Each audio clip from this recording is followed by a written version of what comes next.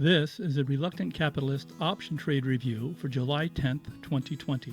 This episode will review an option trade executed this week, a naked put on Paychex Inc., and an option trade planned for next week, a short put spread on Goldman Sachs. The option trades reviewed are usually traded a few days before the company's earnings announcement. Why? Quote, "That's where the money is." Investing involves substantial risk. This information does not make any guarantees or promises as to any results that may be obtained from its use. Stocks and options involve risk and are not suitable for all investors. Please understand option trading strategies and all possible outcomes prior to executing a trade.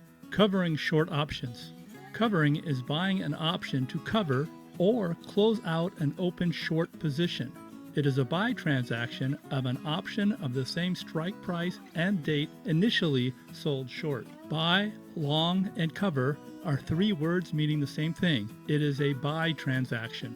These trades are evaluated as annual returns for reference and common understanding. While the returns sound relatively high, a black swan event can result in an equally high or higher loss. In the last episode, a short put was planned on Paychex Inc. The trade executed was a naked put option. The option was sold on June 18th with a strike price of $55 and expired 29 days later on July 17th. This trade was made with the will and ability to buy 100 shares at $55 a share in case the stock price dropped below the strike price of $55. On July 7th, 10 days before the option's expiration date, the option was covered for $5, eliminating the obligation of a short option. After the option was covered, a net profit of $23 was retained.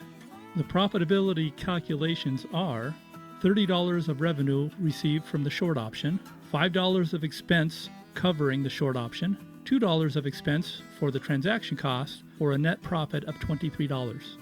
The holding period return is $23 divided by 5,500, or 0.42%. $5,500 is a money at risk because on a naked put option, the money at risk is a strike price times 100 shares covered by the contract. The annual return is 8%, which is 0.42% times 365 days per year divided by the 19 days the position was held. Now a review of a trade plan for next week. The company is Goldman Sachs with an earnings date of July 15th and an options expiration date of July 17th. The plan is to execute a short put spread for an annual return of 20% or more.